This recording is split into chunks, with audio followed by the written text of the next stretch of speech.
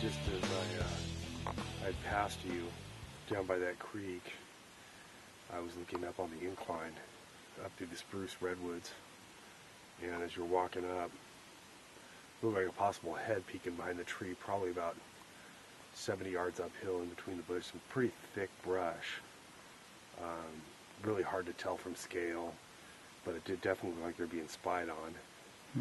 Definitely could have been an ungulate, but you couldn't see any definition of it. It was just kind of odd behavior. Let's keep pushing on forward. I'm going to walk backwards and Therm behind us on the incline. We got past that root system, so we should be okay. We're not going to trip. Yeah, I think we're standing on the edge of it.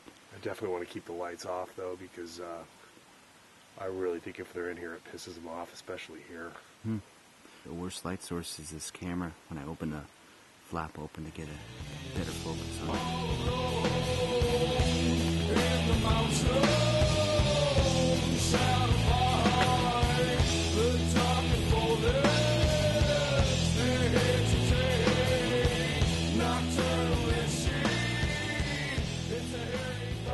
It's May 6, 2012. I'm back here with my partner, Ranger Leiterman. This is the general area where we got the tree destruction video about 14-15 months ago. That was February 2011. That was on the lower landing down here. We're going a little bit higher this time. It's our second night. We went out last night. Biggest full moon of the year. Unfortunately for me, and all the years I've been bigfooting now, I've never had any activity on light moons, so it's been dark moons or waxing. So got a good feeling about this trip. We're going to give it a try in our special area, and we'll see what happens. We got darkness closing in here pretty soon, so we're both pretty excited, and we're ready to rock and roll. Okay, it's getting pretty dark right now. We're going to switch on to night vision here. There we go. Heard some movement up above us here, probably about 100 yards or so. We're going to start off with a couple knocks and see if we can stir it up. Do a series of 3. Okay. 10 minutes, and I'll throw out a call. Got it.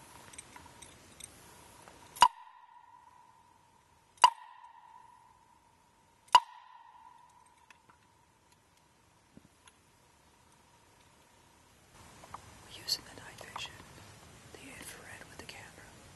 But the problem with that is, like, you might as well just turn on a flashlight and shine it around. Animals sensitive to light can still see it. I'm going to switch over and put on the night vision function that doesn't have infrared on it and try to magnify the light. That way we're not going to give off any more light. So we're going to switch it over and see how it's going to work out. This is how it looks with night vision. Infrared. Nice shot. Does that work as well as I like? Turn off the night shot. Now we're just going to turn on the night vision. Bang. There you go. Turns night into day. Here we have it right now. Bang. We start adjusting it. Bring it more into telephoto. Brings it in. But we start losing our detail. We don't want to lose a lot of the detail when you bring it in tight. See, you can lose it. So, fortunately for us, we have to do a lot of our filming. Kind of almost all the way out from right end, or close to it. But you gotta get used to the rain around the sides of the line right there. And this is where we're at. This is the forest around us. The sun is working on sunset. There's the sky still up, but it's starting to get dark pretty quick. And this is our way we're gonna see really good right now. And this is our spot, as you can see. We're in a divot out of the forested area. We have a camera sitting right over here. Right there. Pretty much right there. Covering that aspect of it. We have another one over here behind us. And Bart's working this section over here. He's running the Therm right now. He's looking for any heat signatures that I might have out and about. And below him is another camera. We have sitting right here. You see right there.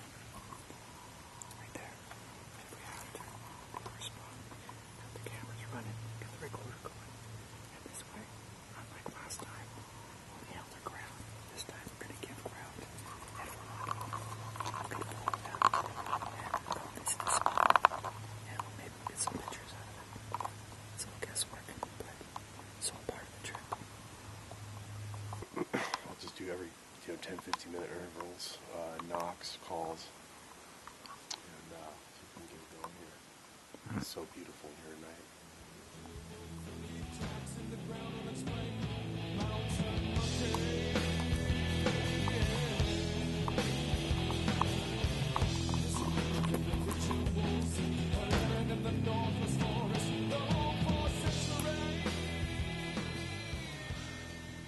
There is something up there, I can hear it. Walking very cautiously. Too much distance to interpret size though. It's getting darker. Night's getting quieter. We're still in positions.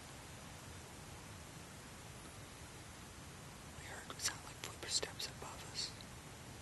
But in the forest over here, your imagination does create a lot of that for you. So we still holding positions here.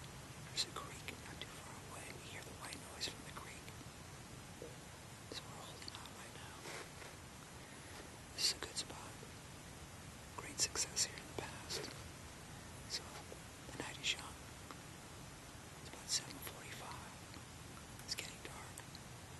Pretty soon it'll be hard to see even with this night vision until the moon comes out. But that big bright moon is going to help quite a bit. But for us, it might illuminate us. So we'll have to stay in the shadows.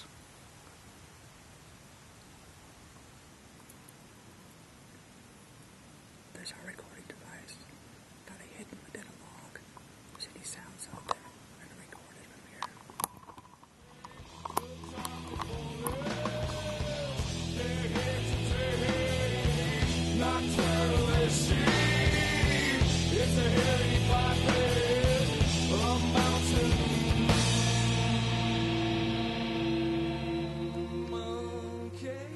Right now I'm scanning the hillside above us with a therm. On the incline we got, it's pretty thick spruce, redwood, green ferns. Very vegetative. Not much going on yet, but it's a beautiful night. Yeah, we'll do another series of knocks here in just a little bit. The one thing about this location is, I find pretty interesting. If it's going to happen, it usually happens within a couple hours. And there's never been activity 2 nights in a row, which is another interesting thing about here. I think it's a special place. It's like a cathedral in here. Very lush rainforest. It does get some foot traffic during the day, but at night this is absolutely a place, a refuge that they would feel comfortable. There's a lot of food sources.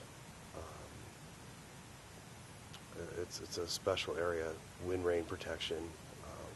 But we just ran into the 3 best days of the year, it seems like. So we will see. It's starting to get a little darker now. The night vision's having some difficulty seeing the detail we need to see. So there's parts right there you can barely make them out by using the night vision. It's magnifying the light, but this is really difficult there. As the sun goes down, it gets darker and darker. The ambient light disappears. It's got a recorder. The camera's got to take that light through the eyepiece and the camera, and the eyepiece of the unit are screwed into the threads of the camera. Night vision gear. When we're in close, sometimes the best thing to do, although we don't like to use it, is switch to night vision, which is the infrared. Sends out a beam of light. Everything's much easier to function when you can see better with that. Bart's over there behind the bushes. Standing over there. So that sends out an infrared beam. That would focus for you there. When we switch off the infrared beam, we're using the night vision material. That's kind of how it looks. What's really nice is the attachment to this camera. It has an infrared button you can twist. I'll turn that on.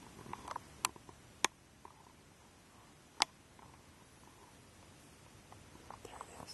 So that's the infrared. It puts out a beam. That's the attachment that's attached to the camera. We go back to regular, just night vision. Boom. It only works in close, but it sends out an infrared beam, and if animals are sensitive to it, they'll see it. But we need the light, the ambient light, to make this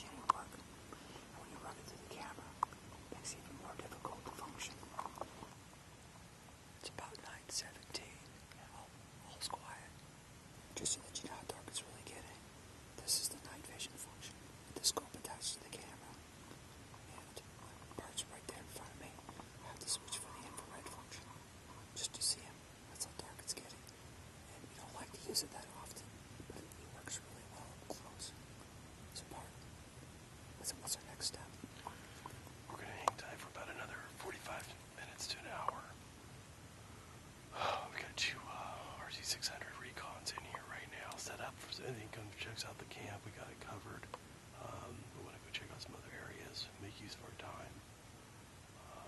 But I'll tell you, man, you're talking about getting darker in here. There's no full moon in here at night. Massive tree cover here with these large spruce and redwoods. It's beautiful in here though tonight. Just beautiful. That white light you see isn't the moon. It's the light on the recording device. There. I'm switching it for red. There it is. Record.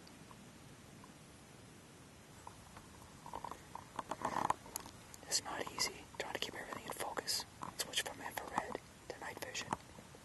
It's dark. Things up close, you gotta go for infrared. Distance, it's night vision. So it's a challenge. It's a lot harder to do than it looks. We're clearing our spot right now. Got my green light on. Got one camera right there. It's been covering the spot this way. We're gonna clear out the site. Come back up and check later. Got a second camera. It's activated right now.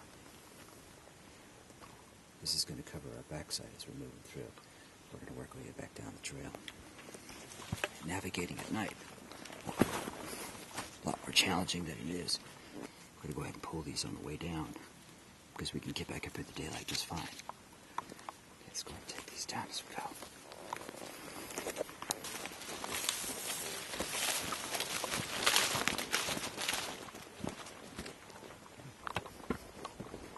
And here we are, back on the trail. A little challenging at first, but once you get back on the trail, life is good. You can see where you're going. Up the hillside, pretty difficult. All right, so we're back to collect the cameras we left overnight here in our little makeshift camp. So it was just a little over a year ago that we had right down on the landing below us, that we had our knock response and then progressive tree destruction response, which we were able to record. Since then, it's been quiet in this area. And one of the reasons we feel, looking back in hindsight, is we stood our ground at that time, and all the activity ceased for the evening, and all the subsequent times we've been back. So we felt not to overdo this area, do the instigative techniques. We're in a similar location. We're just uphill, and leave some things to visually document, leave some cameras around, and come back and retrieve them the next morning. So we gave it a shot. We'll see what happens. In this field, if anyone tells you they know how to do it one way, we wouldn't be where we are 300 years later. So you have to have the ability to adjust, and you're going to get thrown curveballs, and you have to be flexible and be willing to change. And I think that's what we always try to do in our research, me and Robert. So, all right, we'll see you soon.